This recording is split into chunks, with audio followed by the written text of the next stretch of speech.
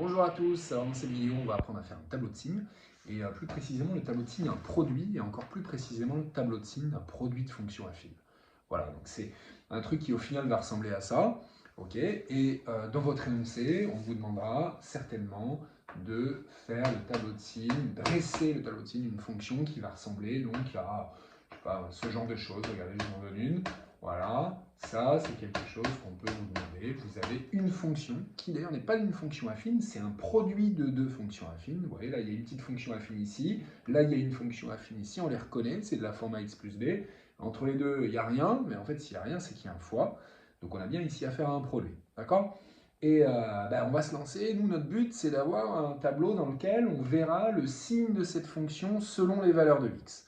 Donc, dans un premier temps, on va commencer à le faire. Le tableau, on va le préparer. D'accord? Donc, on va prendre de la place parce que c'est un tableau qui va comporter pas mal de lignes, puisqu'il y aura une ligne pour cette fonction, une ligne pour cette fonction, et puis une ligne finale pour le produit.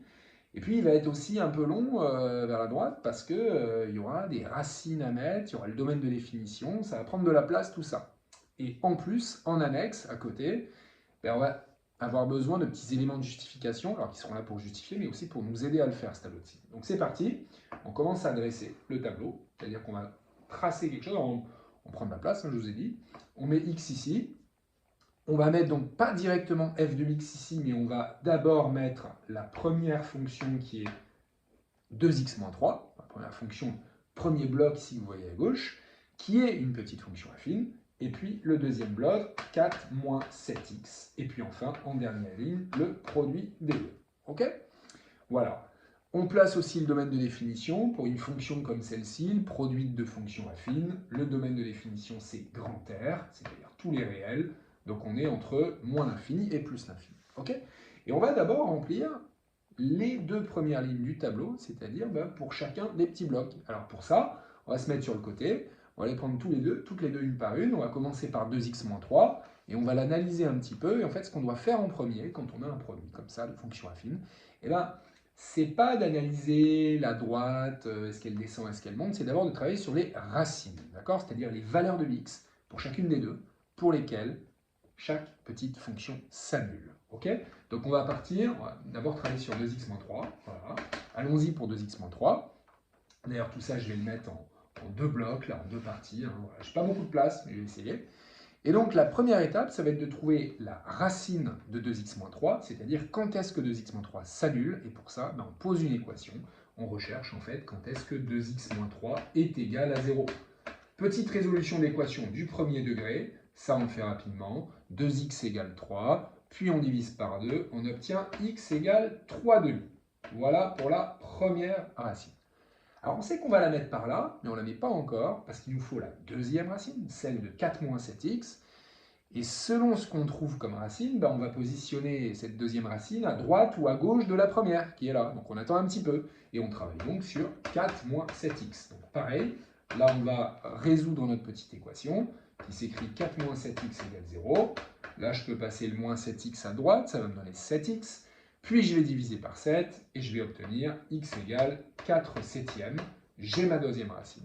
Maintenant que j'ai mes deux racines, 3 demi et 4 septièmes, eh bien, je vais pouvoir les positionner dans mon tableau, ici, au niveau de la première ligne, les x, hein, ce sont des antécédents. Et donc, je vais déjà essayer de comprendre qui est la plus petite des deux. Alors là, dans ce cas-là, vous voyez, c'est pas bien compliqué, parce que j'ai deux fractions, j'en ai une dont le numérateur est supérieur au dénominateur, donc ça c'est plus grand que 1, et j'en ai une où le numérateur est plus petit que le dénominateur, les deux fractions étant positives, hein. Donc celle-là, elle est plus petite que 1. Donc c'est 4 septièmes qui est plus petit. Donc 4 septièmes, je le place à gauche. Et puis il y aura 3 demi un peu plus loin. Voilà. Positionnement ici des deux racines.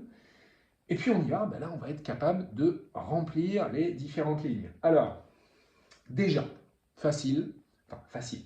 Ce que je vous conseille de faire en premier, c'est de positionner les zéros. Hein. On vient de trouver, pour chacune des deux petites fonctions, sa racine. C'est-à-dire, quand est-ce que ça va s'annuler? Puisqu'on a résolu f de x égale 0. Petit truc égale 0. Donc pour la première, 2x moins 3, elle s'annule quand? Elle s'annule quand x égale 3 demi. Ce qui veut dire que je vais mettre un 0 en première ligne sous 3 demi. Là, j'ai un petit 0. Puis je peux continuer à tracer ma case, là, comme ça, en pointillé ou en trait plein, pas bien grave. Et je vais faire la même chose pour la deuxième fonction, 4 moins 7x, qui elle va s'annuler lorsque x égale 4 septièmes. Donc là, je mets mon 0 en deuxième ligne sous 4 septièmes. Okay, je sais aussi d'avance que lorsque x vaut 4 septièmes, eh bien le produit de ces deux petites fonctions, il va valoir 0, puisque lorsque x vaut 4 septièmes, celle-ci, elle vaut 0. Donc quand je vais la multiplier par celle-ci, je vais conserver le 0. En fait, c'est la règle du produit nul. Donc tout ça pour vous dire que je vais reporter les zéros que j'ai obtenus dans les deux premières lignes. Même chose pour 3 lignes. Ok, là, mon tableau est vraiment bien préparé. Il n'y a presque plus rien qui peut m'arriver. Il va falloir maintenant que je remplisse avec les plus et les moins. Et pour ça, eh bien, je vais revenir dans ma petite annexe où j'ai mis les informations sur les deux petites fonctions qui sont là dans mes deux blocs. Je vais regarder la première, 2x moins 3, me rappeler que c'est une fonction affine de la forme ax plus b, donc avec un petit a qui vaut 2 et qui est strictement positif. Ce qui veut dire que graphiquement, on a ici affaire à une droite. Cette fonction, elle est représentée par une droite, fonction affine, qui monte, puisque son coefficient directeur, sa pente, est positive. Donc je vais la dessiner sommairement, rapidement, comme petit repère, avec ma droite qui monte, comme ça, pour m'apercevoir que si elle monte, elle part des négatifs et elle va vers les positifs. Donc dans mon tableau, c'est du type moins 0 plus. Vous voyez, elle est négative, puis elle monte, au bout d'un moment, elle atteint 0, puis elle dépasse 0, elle devient positive. Ok? Donc ça, ce que je dois mettre ici en première ligne, c'est moins 0 plus. Le problème, c'est que j'ai 3 cases, j'en ai pas que 2. Et bien alors, il y a une case qui va être dédoublée. Okay, tout ce qui est à gauche du 0, on a dit que ça va être moins. Regardez, quand je suis à gauche de 0, c'est négatif. Ma petite droite est négative. Donc tout ce qui est à gauche du 0, je mets les moins. Donc il y a un moins ici et un moins ici. Et enfin, à droite du 0, j'aurai un plus. Là, ma petite fonction devient positive. Donc je mets un plus à droite du 0. Pour la deuxième fonction, 4 moins 7x, qu'est-ce qui se passe?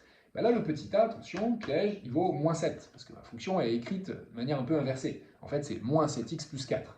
Donc mon petit a, il vaut moins 7. Moins 7, c'est négatif. Comment je dessine ma droite? C'est une droite qui descend. Donc si elle descend, elle commence par être positive et elle finit par être négative. Donc elle sera du type plus 0 moins. Mais encore une fois, il y a 3 cases, il n'y en a pas 2.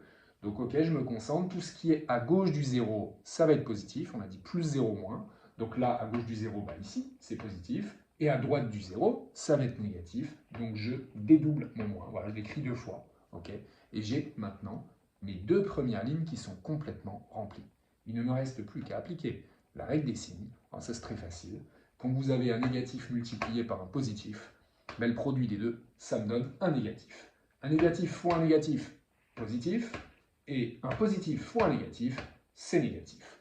Voilà, en fait on a fini. Parce que ce qui nous intéressait, la consigne, c'était le tableau de signes de cette fonction f. Le tableau de signes de la fonction f, en fait, concrètement, il est là, quoi. Il est en dernière ligne de mon tableau. Mais j'ai eu besoin des deux premières lignes pour aller progressivement le construire. Ok? Donc, voilà, vous pouvez en faire un pour vous entraîner si vous voulez suite à tout ça. Et aussi, comprendre que finalement, si vous avez pu le faire pour un produit de deux fonctions affines, vous sauriez aussi le faire pour un produit de trois fonctions affines, parce qu'en fait, c'est exactement la même chose.